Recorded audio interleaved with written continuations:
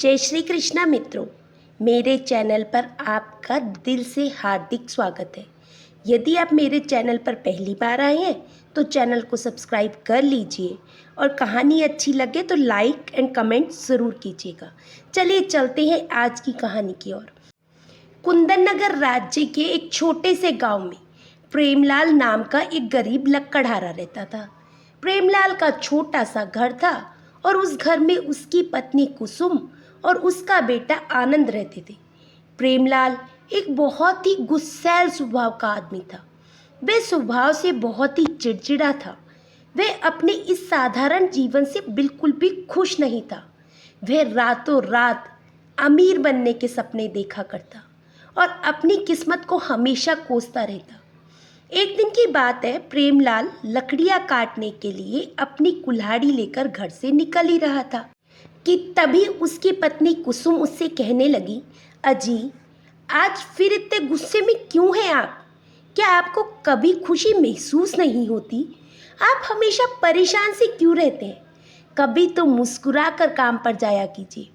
प्रेमलाल गुस्से से बोला, मैं लकड़ियां काटने वाला लकड़हारा हूँ, कोई बहुत बड़ा व्यापारी नहीं। मेरी मेहनत का कोई मोल नहीं है और तुम कहती हो कि मैं खुश रहूं।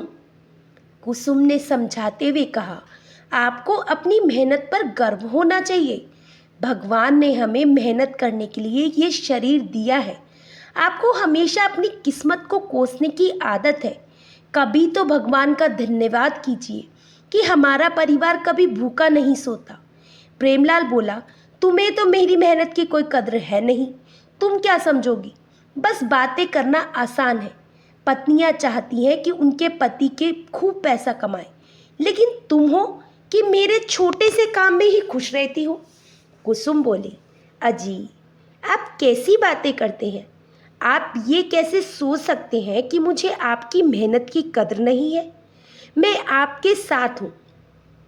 कुसुम की बात सुनकर प्रेमलाल तिलमिला गया और बिना कुछ कहे वे अपनी लकड़ी उठाकर घर से बाहर निकल गया।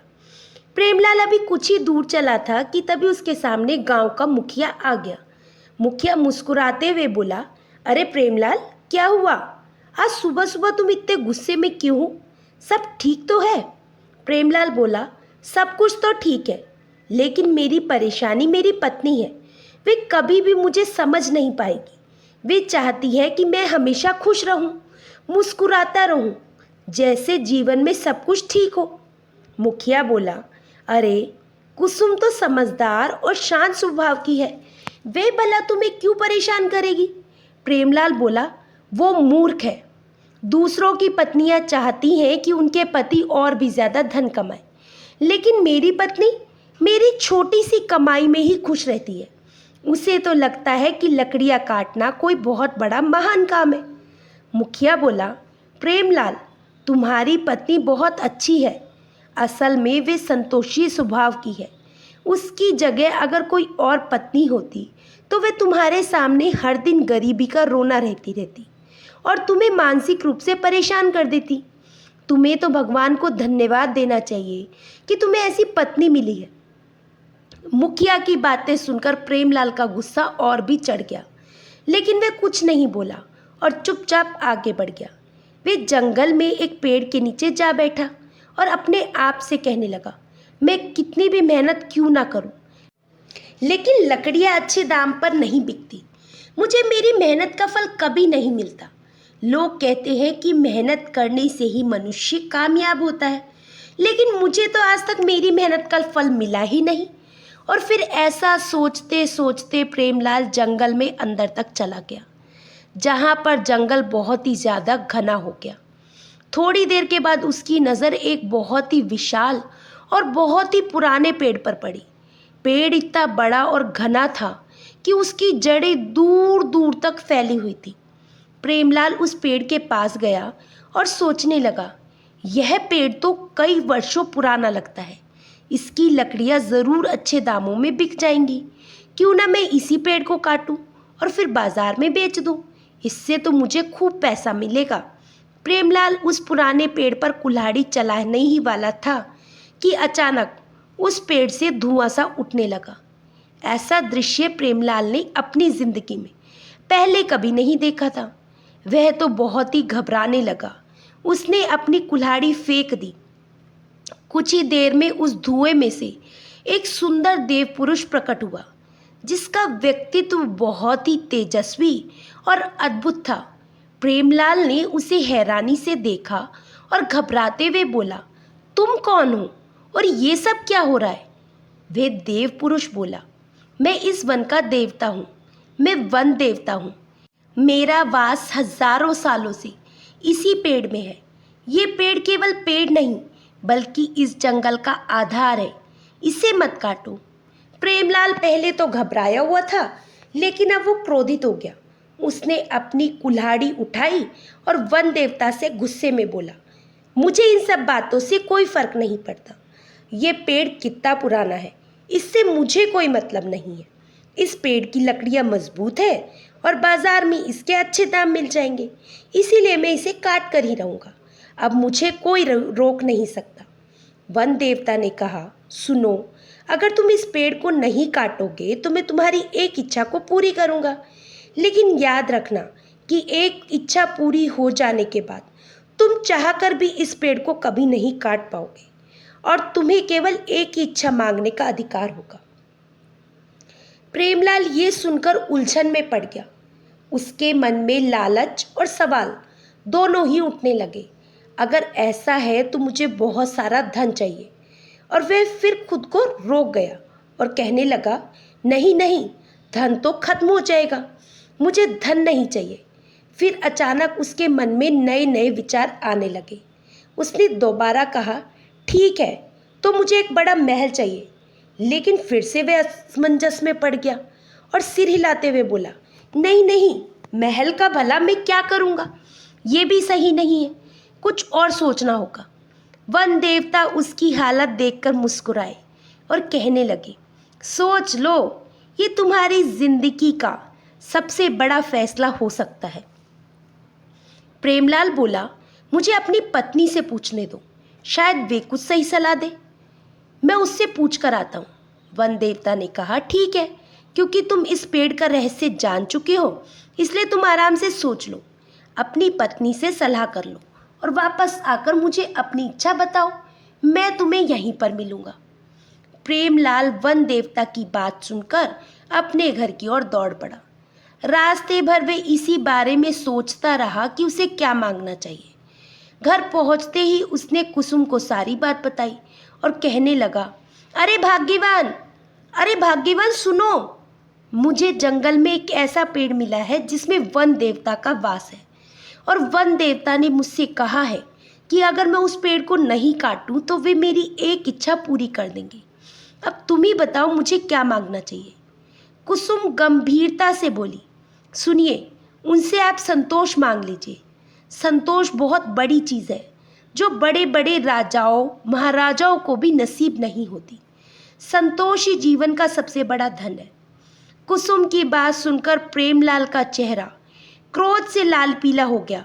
वो कहने लगा, तुम तो हमेशा यही बातें करती हो।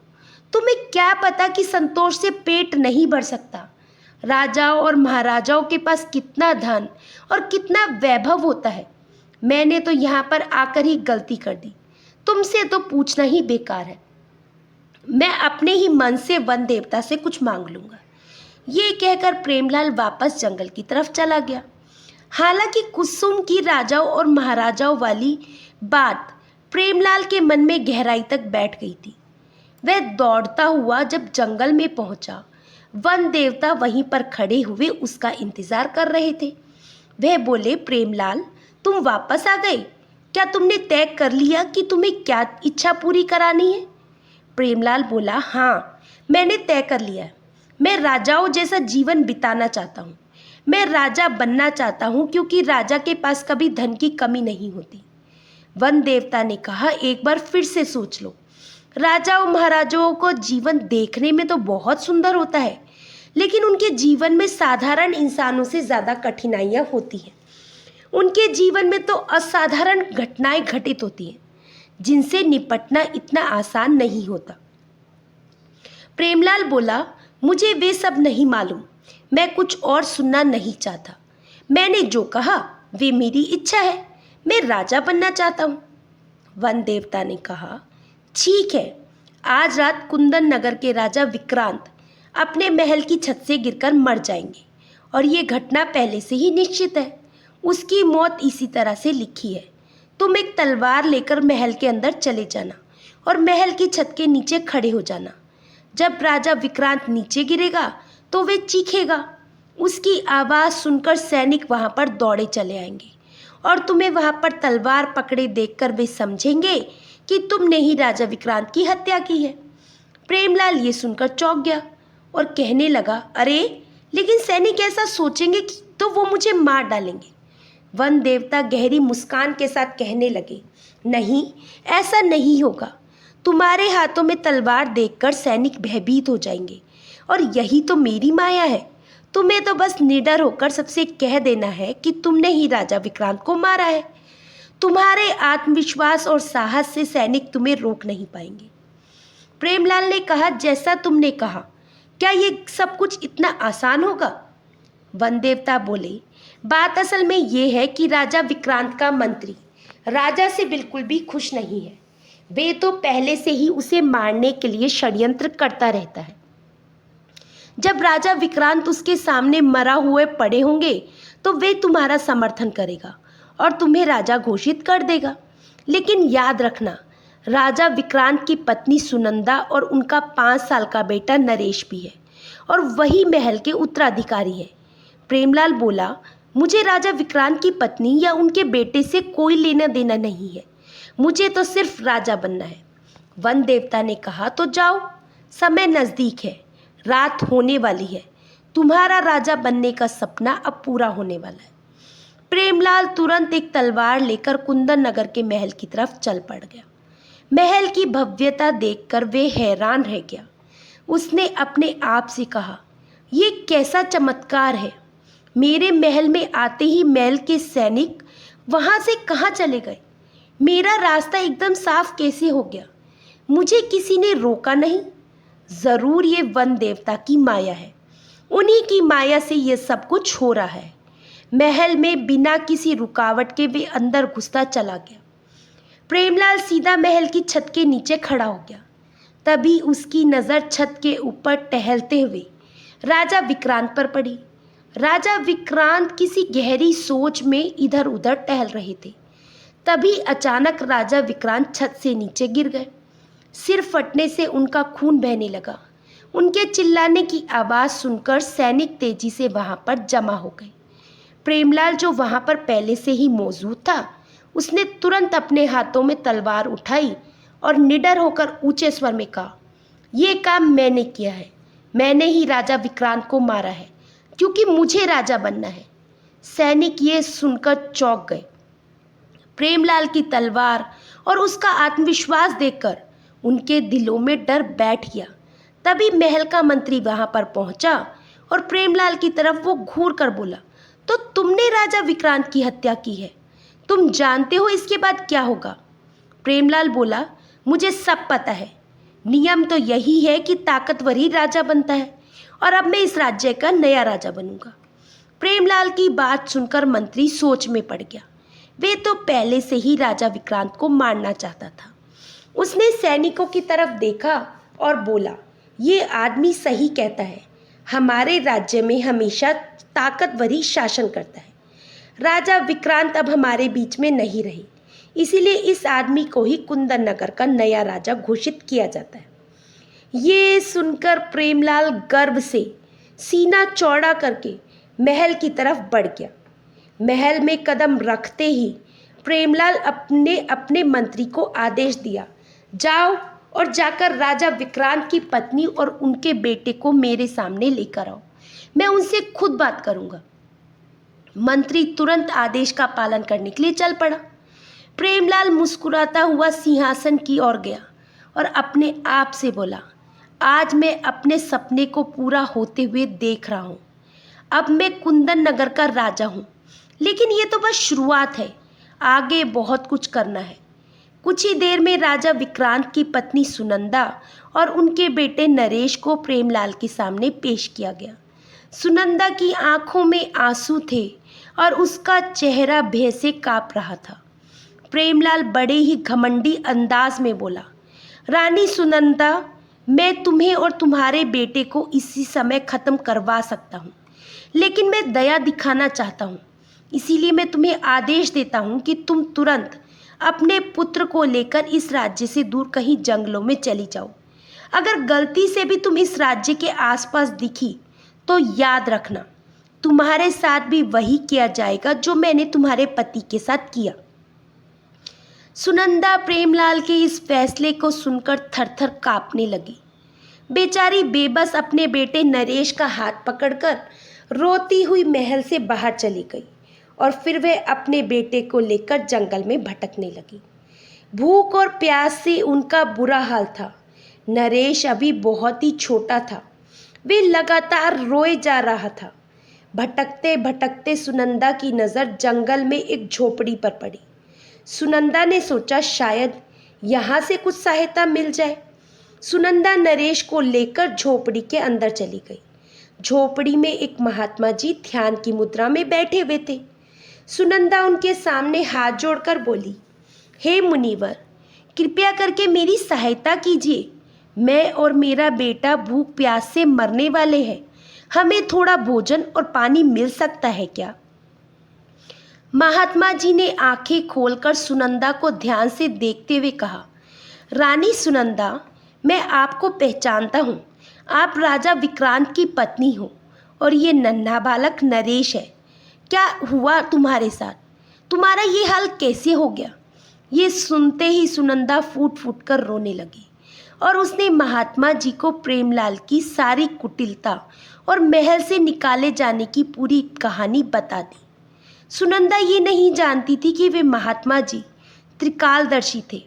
ऋषि महाराज ने अपनी आंखें बंद कर ली और उनकी आंखों के सामने प्रेमलाल के वन देवता से लेकर महल तक जाने के सारे दृश्य घूमने लगे।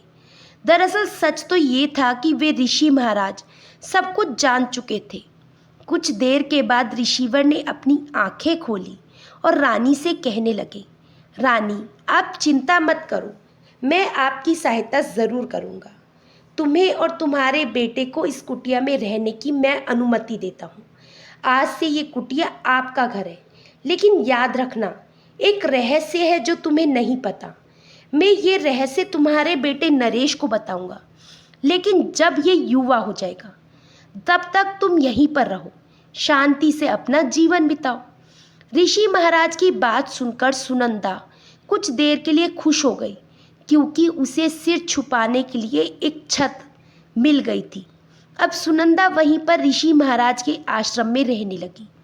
ऋषि महाराज ने उसके बेटे नरेश को वेद शास्त्रों की शिक्षा के साथ साथ शस्त्र चलाने की शिक्षा भी दी। इधर प्रेमलाल अपनी पत्नी कुसुम और अपने बेटे आनंद को महल में लेकर आ गया था। अपने पति प्रेमलाल को कुंदन नगर राज्य का राजा बना हुआ देखकर उसकी पत्नी हैरान रह गई। कुसुम अपने पति से पूछने लगी, आखिर ये सब कैसे संभव हुआ? प्रेमलाल गर्व से मुस्कुराते हुए कहने लगा, ये सारा चमत्कार वन देवता का है। मैंने उनसे राजा के समान बनने की इच्छा की थी और उन्होंने ये इच्छा मेरी पूरी कर दी। मैंने राजा विक्रांत की पत्नी और उनके बेटे को महल से निकालकर जंगल में भटकने के लिए मजबूर कर दिया। अब ये सारा राज्य मेरा है। ये सुनकर कुसुम कुछ सोच में पड़ गई और कहने लगी, ये आपने ठीक नहीं किया। सबसे पहले तो आपने झूठ बोला कि आपने राजा की हत्या की है, और उसके बाद आपने एक मासूम स्त्री और उसके बच्चे को उनके घर से निकाल दिया। एक बात हमेशा याद रखना, झूठ ज़्यादा दिनों तक छिप नहीं सकता। एक ना एक दिन वे सबके सामने आ ही जाएगा। तब आपके पास पछताने के अलावा कुछ नहीं बचेगा। प्रेमलाल ने कुसुम की बातों को हंसी में उड़ा दिया और कहने लगा, तुम और तुम्हारे ये उपदेश देने की आदत। अब मैं एक राजा हूँ, मेरी किस्मत ने मुझे ये मौका दिया है। अब तुम बस देखती जाओ, ये राज्य हमेशा के लिए मेरे अधीन ही रहेगा। और फिर समय ऐसे ही गुजरता रहा। प्रेमलाल के बेटे आनंद की परवरिश राजकुमारों के जैसे होने लगी और वहीं दूसरी तरफ सुनंदा का पुत्र नरेश, जो कि कुंदन नगर का असली वारिस था, वे जंगल में बड़ी ही कठिनाइयों भरा जीवन बिता रहा था। लेकिन ऋषि महाराज उसे हर तरह की शिक्षा दीक्षा दे रहे थे। वेद शास्त्रों के अलावा उसे शस्त्र चलाने की विद्या भी सिखाई गई। तलवार चलाना, तीरंदाजी करना, घुड़सवारी करना, इन सब कामों में वे धीरे धीरे निपुण होता जा रहा था। ऐसे ही 15 वर्ष बीत गए। प्रेमलाल का बेटा आनंद हद से ज़्यादा ऐशो आराम की जिंदगी और लाड प्यार की वजह से बिल्कुल बिगड़ चुका था। ऐसा कोई दिन नहीं जाता था जब प्रजा राजा से आनंद की शिकायत ना करती हो। एक दिन कुसुम क्रोधित होकर अपने बेटे आनंद से बोली, बेटा तुम ये क्या कर रहे हो? तुम दिन प्रतिदिन बिगड़ते जा रहे हो। अगर तुम ऐसा ही करते रहे तो तुम्हारा भविष्य अंधकार में हो जाएगा। आनंद अपनी माँ की बात सुनकर बोला, क्या माँ, आप क्या जानती हो मैं क्या कर रहा हूँ? दुनिया के सारे ऐशो आराम मेरे पास है, मुझे कोई फर्क नहीं पड़ता। कुसुम ने कहा, तुम बिगड़े हुए हो। तुम्हें सिखाया नहीं गया कि एक राजा को किस तरह से अपनी जिम्मेदारियों का पालन करना चाहिए। लेकिन तुम तो प्रजा पर अत्याचार कर रहे हो, उनकी ज़मीनें छीन रहे हो और ऐसी हरकतें कर रहे हो जैसा कोई नीच आदमी करता हो। कुसुम ने अभी इतना ही कहा था कि तभी वहाँ पर प्रेमलाल आ पहुँचा। प्रेमलाल क्रोधित होकर कुसुम की ओर देखकर बोला, क्या हो रहा है यहाँ पर? रानी, तुम यहाँ पर क्या कर रही हो? क्या तुम्हें मालूम नहीं कि राजाओं की संतान इसी तरह की होती है? आनंद जब राजा बनेगा तो वह सुधर जाएगा। कुसुम बोली, आपको तो कभी अपने पुत्र की गलती दिखाई ही नहीं देती। आपने उसे राजाओं जैसा नहीं बल्कि तानाशाह जैसा बनाया है। प्रेमलाल और क्रोधित हो गया और कहने लगा, कुसुम तुम बहुत बढ़ चढ़कर बोल रही हो। 15 साल हो गए मुझे इस राज्य का राजा बने हुए, लेकिन तुम अभी भी मुझे लक्कड़हारे की पत्नी की तरह ही देखती हो। इतना बोलकर प्रेमलाल गुस्से से वहाँ से चला गया। इधर जंगल में सुनंदा बीमार हालत में लेटी हुई थी और उसका पुत्र नरेश आंखों में आंसू लिए हुए अपनी माँ को देख रहा था। नरेश अपनी माँ की ओर देखते हुए बोला, चिंता मत कर माँ, महात्मा जी किसी काम से बाहर गए हुए हैं, वे आते ही होंगे। उनके आते ही आप बिल्कुल ठीक हो जाओगी। अपने बेटे की बात सुनकर सुनंदा उदासी भरे स्वर में बोली, नहीं बेटा, शायद मेरा समय नज़दीक आ गया है। मेरी बात बड़े ध्यान से सुनो। वर्षों पहले महात्मा जी ने मुझे एक रहस्य बताया था और तुम्हें वे रहस्य तभी बताया जाएगा जब तुम युवा हो जाओगे। लगता है मेरा समय आ गया है, लेकिन तुम उस रहस्य के बारे में महात्मा जी से ज़रूर पूछना। मुझे लगता है वे कोई गहरा रहस्य है जिसे तुम्हें जानने का पूरा अधिकार है। अपनी माँ की बातें सुनकर नरेश रोता हुआ बोला, माँ नहीं, आप नहीं जा सकती। परंतु सुनंदा ने हमेशा के लिए अपनी आंखें बंद कर ली। नरेश बुरी तरह से घबरा गया। तभी वहाँ पर महात्मा जी आ पहुँचे। महात्मा जी की ओर देखकर नरेश रोता हुआ बोला, महात्मा जी, मैं आप ही का इंतज़ार कर रहा था। माँ मुझे छोड़कर बहुत दूर चली गई। महात्मा जी ने कहा, मैं तुम्हारा दुख समझता हूँ नरेश, लेकिन यही संसार का नियम है। जो आया है वे जाएगा भी। अपनी माँ के अंतिम संस्कार की तैयारी करो। महात्मा जी और नरेश ने मिलकर सुनंदा का अंतिम संस्कार कर दिया। अगले दिन नरेश महात्मा जी से बोला, महात्मा जी, मरने से पहले मेरी माँ ने मुझे बताया था आप कोई ऐसा रहस्य जानते हैं जो आप मुझे युवा होने पर बताना चाहते थे। मेरी माँ की यही अंतिम इच्छा थी कि मैं उस रहस्य के बारे में अवश्य जानूं। नरेश की बात सुनकर महात्मा जी ने कहा, नरेश, तो फिर मेरी बात ध्यान से सुनो। तुम्हारे पिता की मृत्यु कोई हत्या नहीं थी, वे तो केवल दुर्घटना थी। और प्रेमलाल का भी तुम्हारे पिता के साथ कोई विरोध नहीं था। वह तो केवल तलवार लेकर वहाँ पर खड़ा था, क्योंकि वन देवता के वरदान के कारण ये सब कुछ हुआ था। प्रेमलाल एक लालची आदमी है। कुंदन नगर राज्य पर केवल तुम्हारा ही अधिकार है, वे तुमसे कभी भी जीत नहीं सकेगा। महात्मा जी की बात सुनकर नरेश हैरान रह गया और बोला, ये आप क्या कह रहे हैं महात्मा जी? महात्मा जी बोले, मैं बिल्कुल सच कह रहा हूँ बेटा। कुंदन नगर राज्य पर जिसका शासन है वे कुंदन नगर राज्य के एक छोटे से गांव का मामूली सा लक्कड़हारा है, जिसने जंगल में वन देवता से राजा बनने की इच्छा जाहिर की थी। वन देवता ने उसे चेतावनी दी थी, मगर वे एक लालची आदमी था और नहीं माना। उसने केवल तुम्हारे पिता की अचानक मौत का फायदा उठाया और तुम्हें और तुम्हारी माँ को जंगल में ठोकरें खाने के लिए मजबूर कर दिया। लेकिन अब सही समय आ चुका है। नरेश, जाओ और जाकर प्रेमलाल को ललकारो। प्रेमलाल और उसका बेटा दोनों में से कोई भी तुमसे युद्ध में नहीं जीत पाएगा। जाओ, जाकर अपना राज्य वापस ले लो। और एक बात का ध्यान रखना, अपना राज्य वापस पाने के बाद मंत्री को कारागार में डलवाने का आदेश दे देना, क्योंकि जितना दोषी प्रेमलाल है उससे कहीं ज़्यादा दोषी वे मंत्री है। उसने बगैर जांच पड़ताल किए प्रेमलाल को वहाँ का राजा घोषित कर दिया था। वे भी उतना ही दोषी कहलाया जाएगा। ये सब सुनकर नरेश क्रोधित हो उठा और वे तलवार लेकर महल की तरफ चल दिया। महल में पहुंचकर वे दंदनाता हुआ राज दरबार में पहुंच गया। राज दरबार में प्रेमलाल और उसका बेटा आनंद बैठे हुए थे। नरेश को देखते ही प्रेमलाल बोला, कौन हो तुम और ये तलवार लेकर दरबार में क्यों आए हो? नरेश शेर की तरह दहाड़ते हुए बोला, मैं विक्रांत का पुत्र हूँ और अब मैं अपना राज्य वापस लेने के लिए आया हूँ।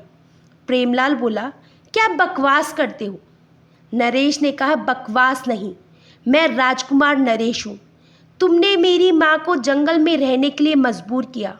अब मैं तुम्हें हराकर अपना राज्य वापस लूँगा। नरेश की बात सुनकर प्रेमलाल के बगल में बैठा हुआ उसका बेटा आनंद गुस्से से बोला, तुम्हें क्या लगता है कि तुम हमारा राज्य इतनी आसानी से छीन लोगे? अगर हिम्मत है तो आ जाओ, हमसे युद्ध करो। मैं तुम्हें युद्ध की चेतावनी देता हूँ। नरेश बोला, लेकिन एक बात याद रखना, अगर तुम युद्ध में हार गए तो इस राज्य पर मेरा अधिकार होगा। नरेश की बात सुनकर प्रेमलाल इधर उधर देखने लगा। तभी वहाँ पर बैठे हुए राजगुरु ने प्रेमलाल की ओर देखा और बोले, राजन, नियम तो यही है। अब प्रेमलाल ने ना चाहते हुए भी अपने बेटे आनंद को युद्ध करने की सहमति दे दी, मगर आनंद नरेश की तलवार का एक भी वार सह न पाया। नरेश के पहले ही वार से वे बुरी तरह जख्मी होकर जमीन पर गिर गया। उसका जख्म इतना गहरा था कि वे बेहोश हो गया। इसके बाद नरेश बोला, प्रेमलाल, अब तुम्हारी बारी है।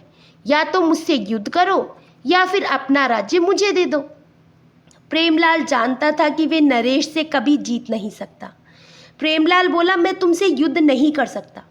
नरेश ने कहा, तो फिर मेरा राज्य मुझे वापस करो। और फिर नरेश ने अपमानित करते हुए प्रेमलाल को सिंहासन से नीचे उतार दिया और उसने आदेश देते हुए कहा, अब तुम्हें अपनी जिंदगी जंगल में बितानी होगी। तभी वहाँ पर कुसुम आ पहुँची। अपने जवान बेटे को इस तरह से जख्मी हालत में देखकर वे फूट फूट कर रोने लगी। प्रेमलाल सिर झुकाए हुए, आंखों में आंसू लिए हुए वहीं पर किसी अपराधी की तरह खड़ा था। उसकी आंखों में, उसके चेहरे पर पछतावा झलक रहा था। तभी नरेश ने एक सैनिक की ओर देखा और बोला, अभी और इसी समय इस मंत्री को बंदी बनाकर कारागार में डाल दिया जाए और इसे सारे जीवन के लिए कारागार में ही रहना होगा। ये सुनकर मंत्री बुरी तरह से चौंक पड़ा और बोला, परंतु मेरा दोष क्या है?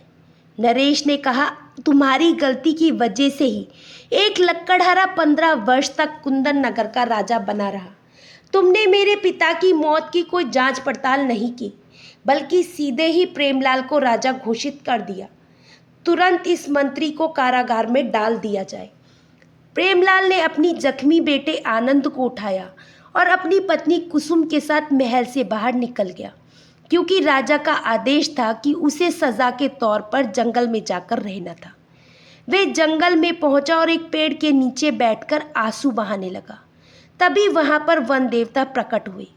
वन देवता प्रेमलाल की ओर देखकर रहस्यमय अंदाज में बोले, मैंने तो तुम्हें पहले ही चेतावनी दी थी कि राजाओं का जीवन इतना आसान नहीं होता।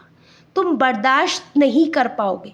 देखो, तुम्हारी एक गलत फैसले ने तुम्हारे बेटे की क्या हालत कर दी। इतना बोलकर वन देवता वहाँ से गायब हो गए। प्रेमलाल के पास अब पछताने के अलावा कुछ नहीं था। ना कोई शक्ति थी, ना कोई सिंहासन। अब अपने बेटे और अपनी पत्नी के साथ जंगल में जीवन बिताना पड़ा। अब उसका जीवन एक बार फिर से पहले की तरह एक साधारण लकड़हारे का बन चुका था। उसने वहीं पर अपनी एक झोपड़ी बनाई और अपने बेटे और अपनी पत्नी के साथ पछताते हुए अपना जीवन बिताने लगा। तो दोस्तों, मुझे उम्मीद है आपको ये कहानी पसंद आई होगी। इसी तरह की कहानियाँ देखने के लिए आप मेरा चैनल सब्सक्राइब कर लीजिए और साथ में आप ये भी बताइएगा कि आप ये कहानी कहाँ से देख रहे हैं, उसको कमेंट में ज़रूर लिखिएगा, जिससे मुझे आगे कहानी बनाने का मोटिवेशन मिलता रहे।